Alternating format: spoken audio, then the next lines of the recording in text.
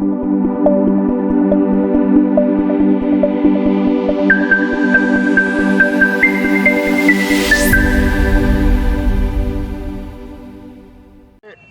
पहले तो आपको मुबारकबाद कि आपको ये जिम्मेदारी और बहुत बहुत धन्यवाद आप लोगों का, शुक्रिया आप सबों का।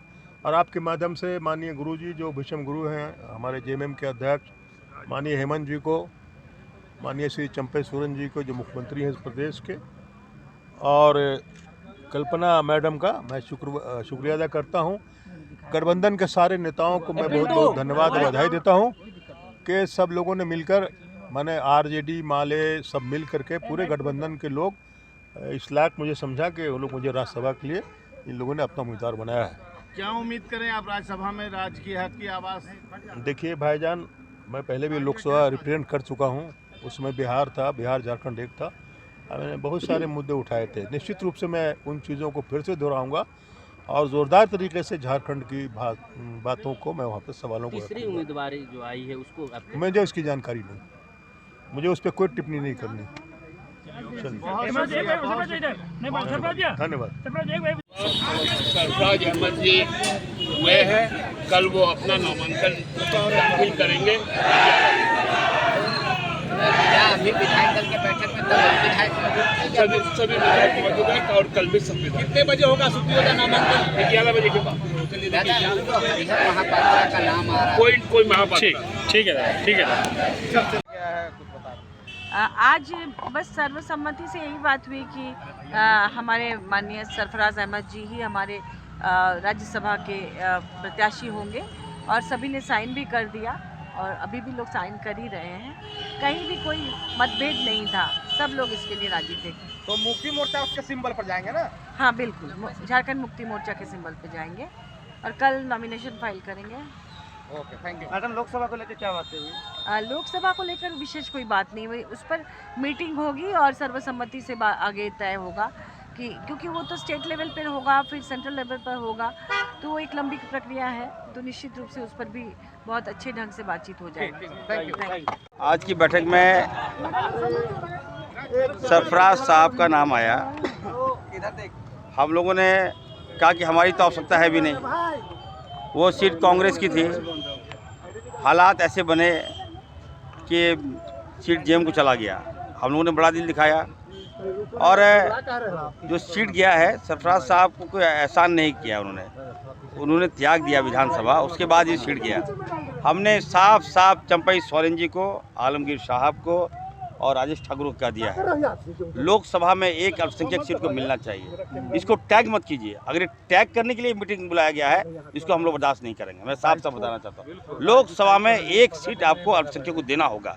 मैंने चंपई सोरेन जी को कहा है, आप हम तो लोग से साइन करवा रहे हैं, आप हमारे मुख्यमंत्री हैं, वो भी हैं, आपको भी दिल्ली जाना होगा। जब मुसलमानों की टिकट देने की बात आती है तो कहता है कि नहीं, पोलराइजेशन हो जाएगा, वोट ये हो जाएगा, वो हो जाएगा। ऐसा नहीं है। साफ साफ मैं कहना चाहता हूँ, लोकसभा में एक अल्पसंख्यक को टिकट देना होगा। नहीं दीजिएगा तो सारा सीट पे इसका खराब मैसेज जाएगा और सारा सीट लूज करेंगे हम लोग। इसलिए मैंने कहा, तीनों को मैंने कहा, चंपई सोरेन जी को, आलमगीर साहब को और राजेश ठाकुर जी को, दिल्ली जाइए, आलाकमान को बताइए। जो जानकारी मिल रही है, ये लोग टैग कर रहा है राज्यसभा लोकसभा में, राज्यसभा जो जा रहे हैं सरफराज साहब, मैंने पहले भी कहा है, कोई एहसान नहीं कर रहा है। उन्होंने त्याग दिया है, अपना विधानसभा को त्याग दिया है, उसके बाद वो राज्यसभा जा रहे हैं।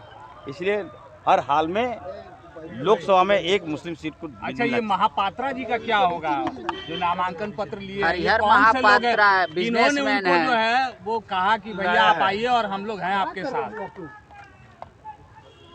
महापात्रा कौन है? महापात्रा देखने दीजिए, कल मालूम चलेगा क्या है नहीं है। अब वो जब महाने हैं तो कहीं से भी आ सकते हैं। ये खबर आ रही है कि कांग्रेस के कुछ जो नाराज थे शायद उनके प्रस्तावक बन सकते हैं। अब जो नाराज थे उनसे पूछिए, हम तो अब नाराज नहीं है। अभी तो आप नाराज है, देखिए अभी तो नहीं, मैंने मुद्दे पे बात की, मुद्दे पे मेरी नाराजगी है। हमने कहा कि हमारा अक़लियत कौम है, हम लोग वोट देते हैं, आदिवासियों के बाद सबसे बड़ी आबादी हमारी है, तो हमें मिलना चाहिए एक सीट। चलिए, आप इरफान जी, आपका वहाँ पर और विनोद सिंह जी ने हम लोग ने सबने मिलकर उनको हम लोग ने सहसमिति से राज्यसभा का उम्मीदवार हम लोग ने चयन किया। इस बार भी क्या ऐसा होगा कि आप लोग लोकसभा में किसी अल्पसंख्यक को मौका नहीं देंगे, क्योंकि इरफान जी ने अभी कह के गया कि राज्यसभा को ही माना जाएगा, तब तो ये बोल रहे हैं कि गलत होगा। देखिए अभी बहुत प्री मैच्योर्ड है और इरफान भाई ने सभी रिलीजन को लेते हुए, सभी चीज़ों को लेते हुए एक निर्णय लिया है कि उन्होंने एक प्रस्ताव रखा कि उस प्रस्ताव में उन्होंने रखा कि अगर उम्मीदवार हो तो सभी कास्ट को देखते हुए, सभी एक्सटेंट्स को देखते हुए हो। तो उन्होंने एक प्रस्ताव दिया, उस प्रस्ताव में क्या करें जी। तो अभी एक हरिहर महापात्रा ने भी पर्चा खरीदा है, उद्योगपति हैं, कई तरह की चर्चाएं आ रही है। अनूप जी इस चीज को कैसे देखते हैं? 2 की लड़ाई में तीसरे की एंट्री। देखिए आप किसी की भी एंट्री हो, उनको प्रस्तावक मिलेगा तब ना। हमारे कांग्रेस इंटैक्ट है, हमारे जेएमएम इंटैक्ट है। यहाँ हजारीबाग से कुछ लोगों को आप देख रहे हैं सामने आए हैं, ये मांग करते हुए कि भाई रामनवमी में वहाँ धारा 144 लगा दिया जाता है, रास्ता डाइवर्ट कर दिया जाता है, ये गलत है बोल रहे हैं, ये राम भक्तों के साथ गलत हो। देखिए राम भक्त बस वही नहीं है, राम भक्त मैं भी हूँ, और वो नहीं बताएंगे कि क्या गलत है क्या नहीं है। सरकार सबकी होती है, लॉ एंड ऑर्डर देखना सरकार का काम होता है, और लॉ एंड ऑर्डर देखते हुए सरकार अपनी काम करती है। उनसे ज़्यादा राम भक्त मैं हूँ, उनसे ज़्यादा मेरे परिवार ने मंदिर बनाया होगा, उनसे ज़्यादा रामलला के प्राण प्रतिष्ठा के दिन मैंने 70,000 आदमियों को खाना खिलाया। तो खाली राम जय श्री राम बोलने से राम भक्त नहीं हो जाता, कर्म में भी राम भक्ति लाना होता है। उनके कुर्बानी को, उनके बलिदान को देखते हुए हम लोग ने उनका नाम का चयन किया, और कांग्रेस और जेएमएम, राजद और विनोद सिंह जी ने हम लोग ने सबने मिलकर उनको हम लोग ने सहसमिति से राज्यसभा का उम्मीदवार हम लोग ने चयन किया। इस बार भी क्या ऐसा होगा कि आप लोग लोकसभा में किसी अल्पसंख्यक को मौका नहीं देंगे, क्योंकि इरफान जी ने अभी कह के गया कि राज्यसभा को ही माना जाएगा, तब तो ये बोल रहे हैं कि गलत होगा। देखिए अभी बहुत प्री मैच्योर्ड है और इरफान भाई ने सभी रिलीजन को लेते हुए, सभी चीज़ों को लेते हुए एक निर्णय लिया है कि उन्होंने एक प्रस्ताव रखा कि उस प्रस्ताव में उन्होंने रखा कि अगर उम्मीदवार हो तो सभी कास्ट को देखते हुए, सभी एक्सटेंट्स को देखते हुए। तो उन्होंने एक प्रस्ताव दिया, उस प्रस्ताव में तो अभी एक हरिहर महापात्रा ने भी पर्चा खरीदा है, उद्योगपति हैं, कई तरह की चर्चाएं आ रही है। अनूप जी इस चीज को कैसे देखते हैं? 2 की लड़ाई में तीसरे की एंट्री। देखिए आप किसी की भी एंट्री हो, उनको प्रस्तावक मिलेगा तब ना। हमारे कांग्रेस इंटैक्ट है, हमारे जेएमएम इंटैक्ट। यहाँ हजारीबाग से कुछ लोगों को आप देख रहे हैं सामने आए हैं, ये मांग करते हुए कि भाई रामनवमी में वहाँ धारा 144 लगा दिया जाता है, रास्ता डाइवर्ट कर दिया जाता है, ये गलत है बोल रहे हैं, ये राम भक्तों के साथ गलत हो रहा है। देखिए राम भक्त बस वही नहीं है, राम भक्त मैं भी हूँ, और वो नहीं बताएंगे कि क्या गलत है क्या नहीं है। सरकार सबकी होती है, लॉ एंड ऑर्डर देखना सरकार का काम होता है, और लॉ एंड ऑर्डर देखते हुए सरकार अपनी काम करती है। उनसे ज़्यादा राम भक्त मैं हूँ, उनसे ज़्यादा मेरे परिवार ने मंदिर बनाया होगा, उनसे ज़्यादा रामलला के प्राण प्रतिष्ठा के दिन मैंने 70,000 आदमियों को खाना खिलाया।